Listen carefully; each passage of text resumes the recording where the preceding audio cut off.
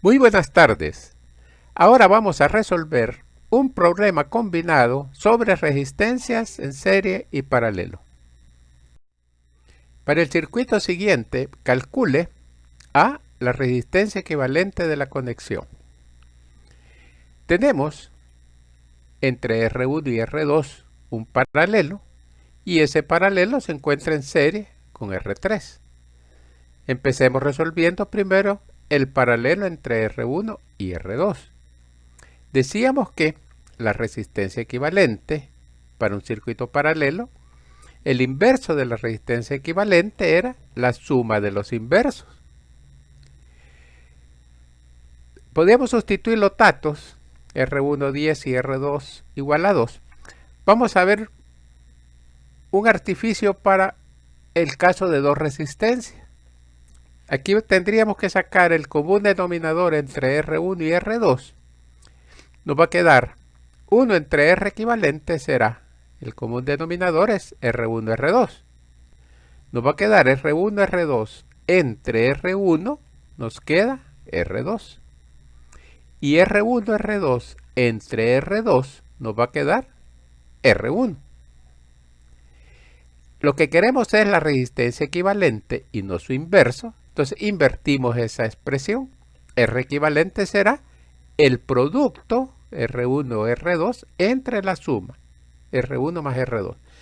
Esta ecuación es válida únicamente para dos resistencias.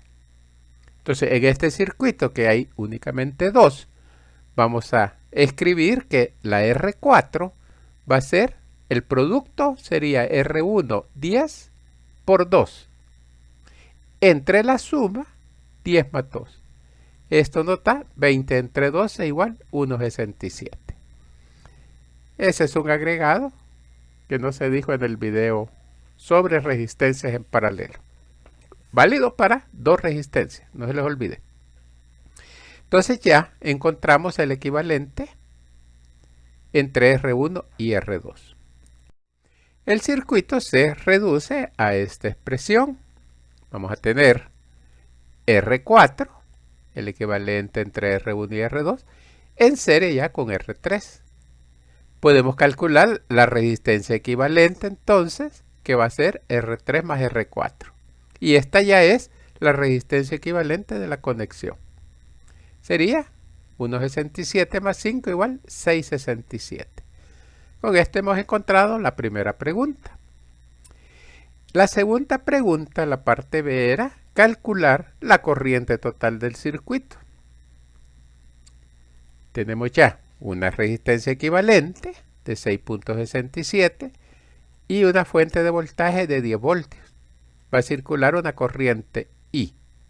Por ley de Ohm, esa corriente será B entre R equivalente. 10 entre 6,67, eso nos da 1,5 amperios. Tenga en memoria este dato, solo para compararlo más adelante. La pregunta 6 era calcular la corriente y el voltaje en cada resistencia. Hoy vamos para atrás.